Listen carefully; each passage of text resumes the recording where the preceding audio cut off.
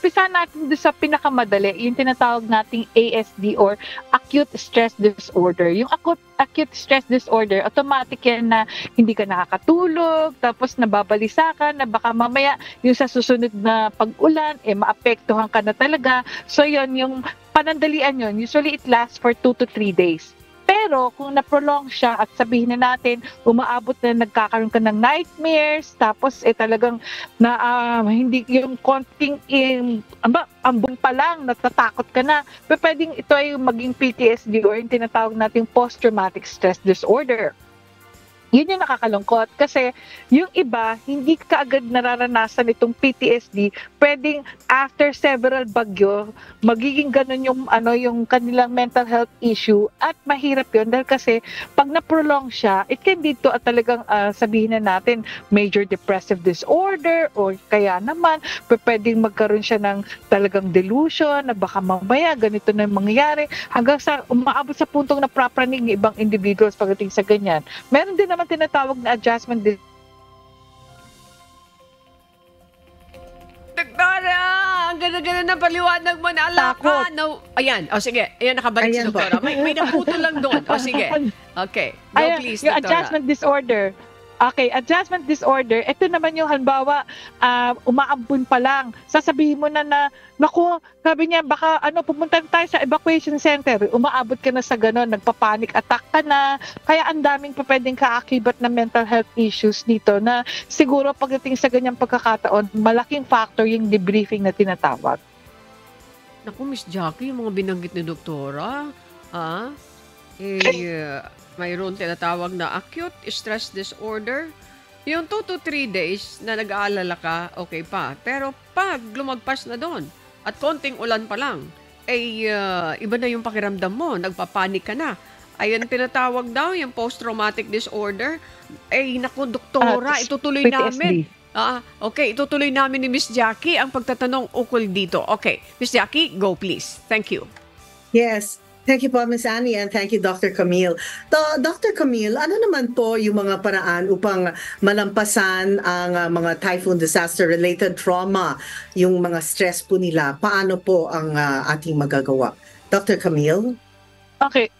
Una-una, kung talagang sabihin na natin na natakot kayo dahil kasi merong mga pagkakataon na hindi inaasahan, bukod sa talagang typhoon, merong landslide, so natabunan, yung mga ganyan, talagang tinatawag natin yung kailangan yung debriefing session. Kasi pag sa isang barangay, usually merong nag-extinguish ng ganitong klaseng pakiramdam. So talagang ang punto nito, ma-minimize yung talagang sabihin natin takot.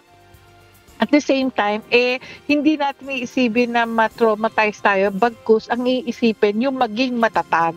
Kasi kumisan, alam mo, umaabot kasi sa punto na hindi lang ito yung sabihin mo there is grief or loss. May mga pagkakataon na kumisan nagkakaroon ka ng guilt feelings. Sabihin mo bagyo, magkakaroon ka ng guilt feelings. Oo, bakit?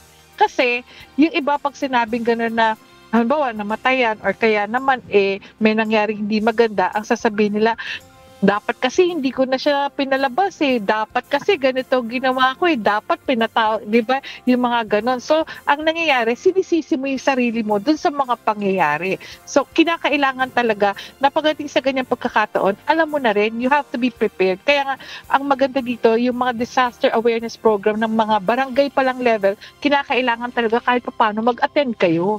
Kasi iba kasi parang sasabi, kaya namin yan. Hindi naman, ang iniisip nila yung hindi na natin sabihin na may pagka-materialistic din kasi sabihin baka mawala yung mga gamit nila sa bahay. Pag alam niyo naman, pag bagyo, hindi lang naman po nawawala yung mga gamit sa bahay. Talagang kumisan yung buong bahay kayang taubin ng mga bagyo ngayon.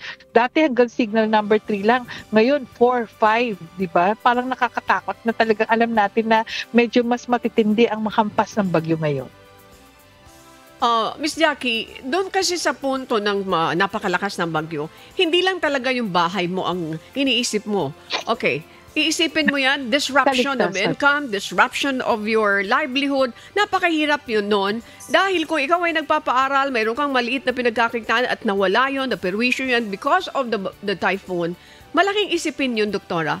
Paano natin sila mababalanse? Pwedeng sabihin na hayaan mo na yan, may awa ang Diyos. Ano po? Pero dun sa mga hindi ganon kabilis na tumanggap, ay mahihirapan ka doon. Mag-iisip talaga po yung doktora saan ko kukunin, mag-tuition o kaya mag-aaral itong anak ko. Nakatakda na siyang mag-exam. Isang semestre na lang, napakahirap ng doktora. And your livelihood, your income was affected by typhoon. Paano yun, doktora? Okay, unang-una 'no, 'pag sinabi natin na, "O ano lang 'yan, pera lang 'yan," or ganito, siyempre talagang hindi tatanggapin ng tao na 'yon. Hindi niyo naman alam kung anong mangyayari sa'kin 'pag wala na lahat itong mga bagay na 'to. So one thing, siguro ang support system dito ganito, halimbawa tayo pare-parehas tayong nawalan, 'yun yung maganda. Kailangan natin ng support system ng bawat kahit ng mga neighbors mo or yung mga kasama mo dun sa evacuation center. Magkaroon kayo ng pagkakataon na pinag-uusapan niyo yung ano yung pupuwede niyong gawin bilang magkakasama. Kasi hindi natin kakayanin na mag-isa ito eh. So kuminsan talaga pag-iisipan natin ano yung pupuwedeng gawin para maiahon natin yung mga sarili natin dito sa nararanasan natin. Pangalawa, talagang kinakailangan na sabihin natin may programa na hindi lang ang aasahan natin palagi ayuda. Kasi kung iisipin natin palagi yung ayuda lang, hindi naman natin talaga lahat matatanggap yung full na assistance na coming from the local governments or even sa ating gobyerno. Kaya dapat pagdating sa ganyang pagkakataon, alam naman natin kung ang ating lugar ay prone sa mga ganitong klaseng bagyo or even sa kahit hindi bagyo ay talagang bahain, mag-iisip ka na. Mag-iisip ka na talaga ng pamamaraan na meron kayang kaagad contingency plan. Kasi kuminsan tayo matitigas din ang ulo natin eh. Alam na sinabi na ganito, sasabihin natin, hindi, ganito pa rin ang gagawin nila. Sasabihin na kailangan mag-evacuate para sa ganun.